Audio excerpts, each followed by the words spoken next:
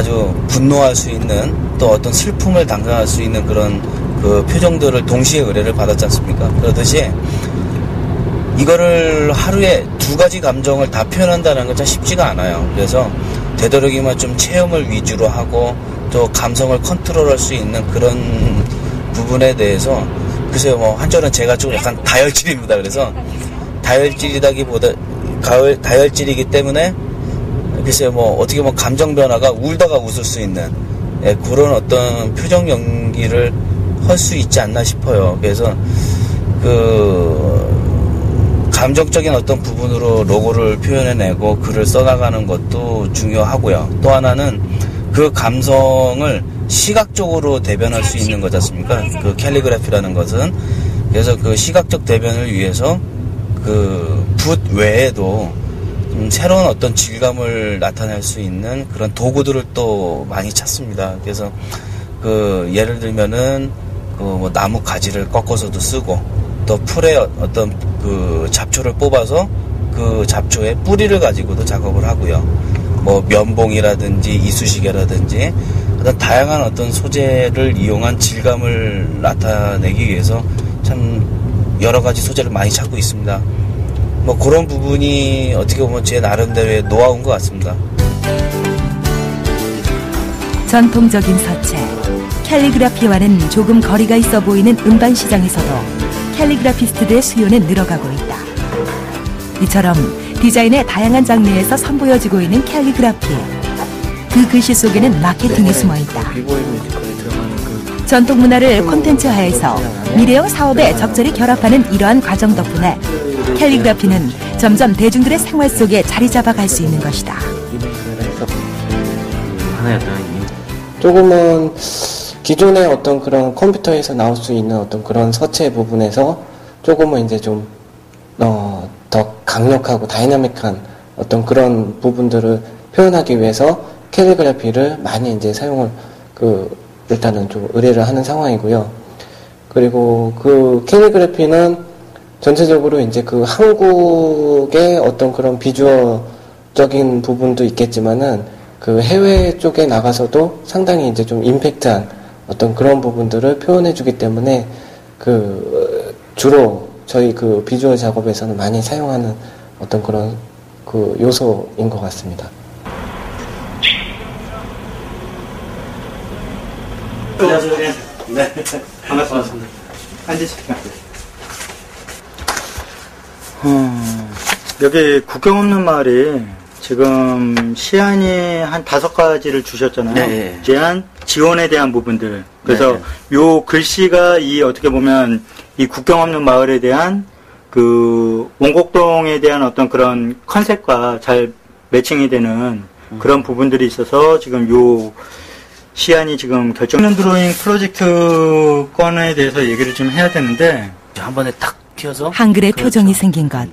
정확히 말하면 각각의 문자 조합이 의미하는 내용과 특성에 맞는 글자체를 개발하고 그것을 상업적으로 이용할 수 있게 된 것은 한국적 디자인의 자존심을 지키기 위해 노력한 캘리그라피스트들의 덕분이다. 타이틀이 웹이라는 그 분야 자체가 그 상당히 외국에서 건너온 그런 기술이고 그런 디자인 분야긴 하지만 실제로 우리나라로 적용이 되면서 한국의 실정에 맞는 어떤 그런 디자인 그리고 꼭 어떤 한국적인 디자인이라고 해서 캘리그래피나 어떤 그런 붓글씨나 이런 것들이 쓰여져야 되는 건 아니지만 외국에서는 외국의 어떤 팬문화에서 접근할 수 없는 그런 부세 문화 그리고 그런 부분들을 효과적으로 현대의 디자인과 접목시켜서 디자인을 차별화시키는 부분이 어떻게 보면 캘리그래피가 갖고 있는 진정한 힘이 아닌가라고 생각이 됩니다. 하루 24시간이 부족한 이상현 씨의 일정, 이제야 끝이 보인다. 예. 그 오늘 그 몇 군데 되는 어떤 그 클라이언트들을 미팅을 하고요. 이제는 좀 많이 어두워졌네요. 그래서 이 사무실에 들어가서 오늘 이제 의뢰받은 어떤 컨셉에 대한 것들을 좀 정리를 좀 하고 그 다음 이제 작업에 들어가기 전에 그 아이디어 스케치라든지 또 어떤 도구 재료를 사용해서 할 건지에 대한 어떤 컨셉의 방향들 뭐 그런 거를 이제 나름대로 또 이제 정해보고 이제 작업에 이제 들어가도록 해야죠. 국적불명의 글자들로 빼곡히 채워졌던 간판과 제품명에도 캘리그라피, 바로 한글이 사용되기 시작하고 있다. 단순한 의미 전달 기호로만 사용되어 오던 글씨에 우리 문화와 정서를 담아내고 싶다는 이상현 씨. 전통을 향한 그의 고집과 열정으로 인해 캘리그라피는 조형 예술의 한 분야로 계속해서 발전하고 있다. 지금 스케치와 어떤 글씨의 어떤 자간의 방향을 조금 방향성에 대한 컨셉을 지금 잡아보고 있습니다.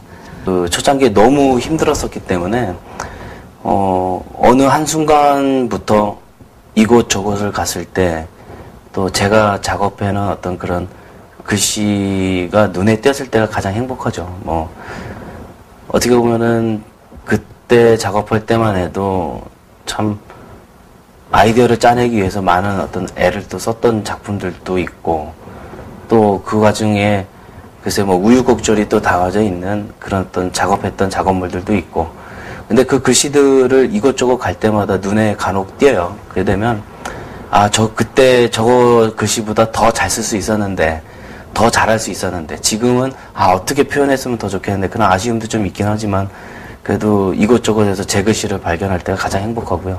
초창기 시절에만 해도 예를 들어서 그 출판사 쪽을 참 많이 돌아다녔어요. 그래서 뭐 가방 하나 들고 양봉에 운동화 신고 그렇게 해서 캘리그래피의 우수성이 어떤 건지 또 왜 좋은지 그걸 좀 알리기 위해서 그 출판사 쪽을 이렇게 좀 여러 군데 이렇게 돌아다녔습니다. 그래서 제가 한 번은 쫓겨나면서 뭐 제 얼굴 잘 기억해둬라.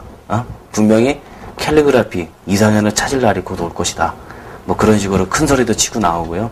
근데 나왔지만 눈물밖에 안 났습니다. 그러니까 왜냐면 말이라는 건 뱉는 거에 대해서 주워 담을 수 없듯이 그 약속은 지켜야겠고 또 그러자니 사회적으로는 캘리그래피 시장을 인정해주는 그런 마인드가 부족했고 그래서 어떻게 보면 더 몇 번이고 포기하고 주저앉고 싶었지만 끝까지 뭐 이를 악물고 끝까지 버텨왔던 것이 아마 그때 뱉었던 그런 말들에 대한 책임이 아닌가 싶어요.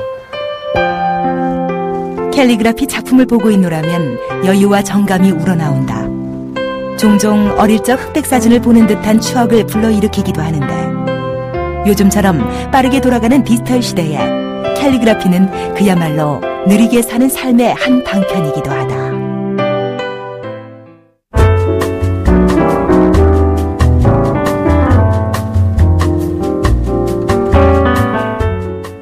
얼마만큼 우리의 어떤 글을 아끼고 사랑할 수 있는지 그런 어떤 마음가짐도 굉장히 중요한 게 첫 번째고요. 그 하나의 어떤 전통 서예라는 어떤 영역에서 배우시는 게 굉장히 좋습니다. 어떤 뭐 포토샵이라든지 뭐 일러스트라든지 그런 어떤 외에 어떤 컴퓨터의 기능적인 어떤 프로그램 정도 그렇게 좀 접하시면 될 것 같습니다. 요즘은 작업량이 굉장히 많습니다. 그래서 뭐 물론 노력한 부분에 대한 대가겠지만 좀 더 이 분야에 대해서 더 노력하고 뛰고 열중하고 또 더 나은 어떤 퀄리티 있는 그런 캘리그래피 글꼴의 표정들을 만들어내기 위해서 뛸 수 있다면 어떻게 보면 그 예전과보다는 또 지금보다는 더 큰 어떤 부가가치를 만들어낼 수 있을 거라고 생각합니다. 그저 글씨를 멋들어지게 쓰는 것이 아니라 글자 자체를 모티브로 삼아 표현하고자 하는 것을 새로운 이미지로 탄생시키는 작업이 바로 캘리그라피다. 캘리그라피를 통해 한글이 가진 무한한 창조의 가능성을 실현하는 사람, 그들이 바로 캘리그라피스트다. 캘리그라피스트는 글씨의 표정을 만드는 사람입니다. 글씨에는 참 다양한 표정에 따라서 그 글씨, 단어가 행복해질 수도 있고 아주 분노할 수도 있어요. 그러듯이 하나의 어떤 글자라는 것에 새로운 어떤 옷을 입히냐에 따라서 그 표정이 점점 달라지는 것 같습니다. 그래서 캘리그라피스트는 항상 글씨의 생명력을 불어넣을 수 있는 또 다양한 표정을 만들어낼 수 있는 그런 감성적 아티스트라고 생각하고 있어요.